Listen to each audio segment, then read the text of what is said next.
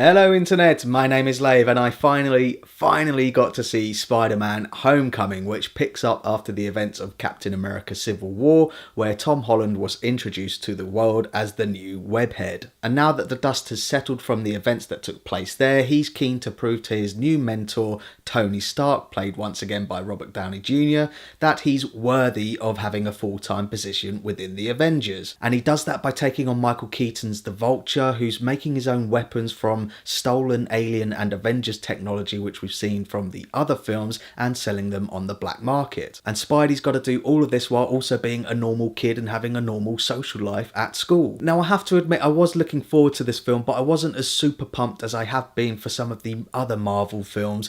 Maybe I've got Spider-Man fatigue over the years, but I think the main reason is because the trailers and the marketing for this really felt like they spelt too much of it out. It really felt like I knew the film before I'd even seen it, but it turns out I had nothing to worry about. The trailers do give away some of the punchlines and other story elements, but there are plenty of other surprises to be had, and the way it tells its story, it's brilliant. It's an extremely satisfying Spider-Man movie. First of all, Tom Holland as Peter Parker and Spider-Man is quite simply perfect. He absolutely nailed it. Maybe it is a bit of a dick move to compare him to the other actors who have already portrayed Spider-Man, but I'm gonna do it because the way I see it, you get the best of both worlds in his performance. You get the good-natured super enthusiasm of Tobey Maguire's Spider-Man, but without ever getting too goofy, and you get all of the wisecracking quips of the Andrew Garfield Spider-Man, but without him ever coming across as a dick. But the real trump card that Tom Holland has over the others is that he looks like a 15-year-old kid, and he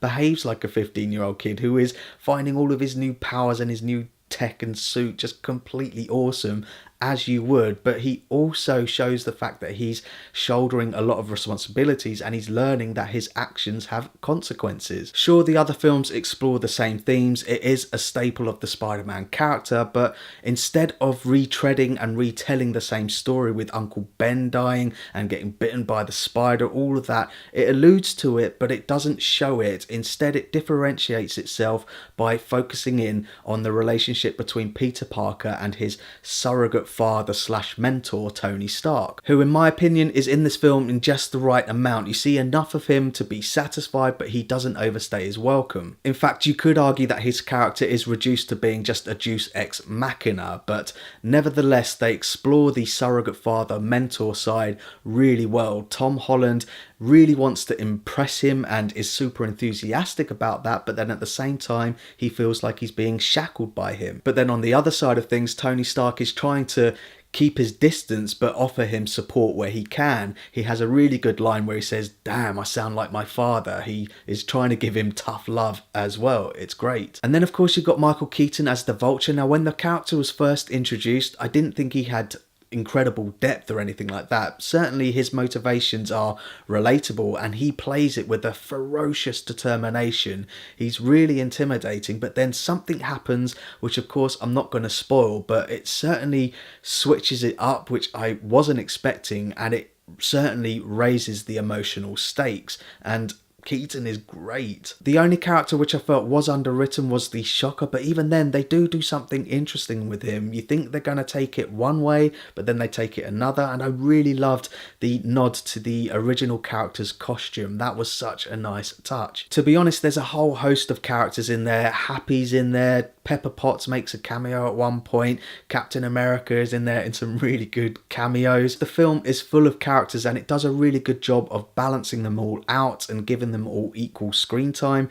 There's honestly too many to mention here, but I think an honourable mention has to go to Peter Parker's best mate, Ned. He's comic relief, but he's really good. And that's something that I wasn't expecting as well. This is hands down the funniest Spider-Man film that I've ever seen. I was laughing on many occasions. But I do have a few gripes, and as I'm talking about characters, I'll stick with that for now, because one character in particular they have changed completely. They've changed the character's name and they've changed the character's personality, which may not sit well with hardcore fans of Spider-Man, but I really liked the character. I'm looking forward to seeing more of that character. And I also have a couple of technical gripes. The action scenes, while the majority of them are absolutely amazing, the visual effects are superb, but there were a couple of moments in some action scenes where I just completely lost what was going on.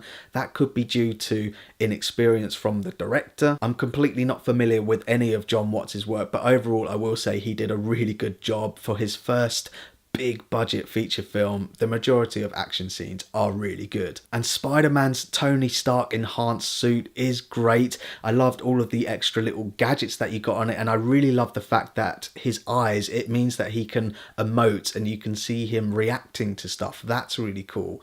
But there is one Tony Stark element to the suit which I felt was a bit too Iron Man, which I'm not going to elaborate on any further because of spoilers, but it's just a bit too Iron Man suit. And there is one moment which really made me roll my eyes, and that is a scene with some blatant product placement. Now I get that it's a necessary evil, it gives funding to a lot of films, but you can place them in a much more subtle way. It involves Peter getting into an Audi car. The worst thing about it is it doesn't really make sense. So he gets in it to drive quickly from one place to another, but they establish that his web shooters are working so he could get there. It's pretty blatant, and yeah, it is annoying. But other than those minor gripes, and they are minor because overall this is a really fun Spider-Man movie, emphasis on the fun, but that doesn't mean that there aren't moments of real heart. I really felt for Peter Parker in one scene in particular, and moments of peril as well. There is a couple of moments where I thought, whoa, he's in trouble here. Come on, Spider-Man, you can do it. All in all, it's an extremely satisfying Spider-Man movie. I absolutely loved it. And if you love Spider-Man, you will love it too. Go and see it. So that's my thoughts on Spider-Man Homecoming, and pause the video if you want to take a closer look at my enjoyment tracker now. The thing that I loved the most about this latest incarnation of Spider-Man is that it felt episodic. It really reminded me of an episode of the 90s animated cartoon, and I loved that cartoon. That series did a really good job of Spider-Man facing up against an enemy in each episode, and then over a longer period told a much larger story, and that's what it felt like in this film. You get the sense that the other enemies are out there, which reminds me there is an after credit scene and a mid credit scene. I recommend you stay for both. All in all, I was really happy with Spider-Man Homecoming, and I'm really looking forward to seeing what they can do next with the character. It's got the potential to just keep going as he gets older and we see other villains. If Sony and Marvel can keep working together, it's gonna be great. So thanks very much for watching my review of Spider-Man Homecoming. I really do appreciate it. If you can, give this video a like, and don't forget to share the lave.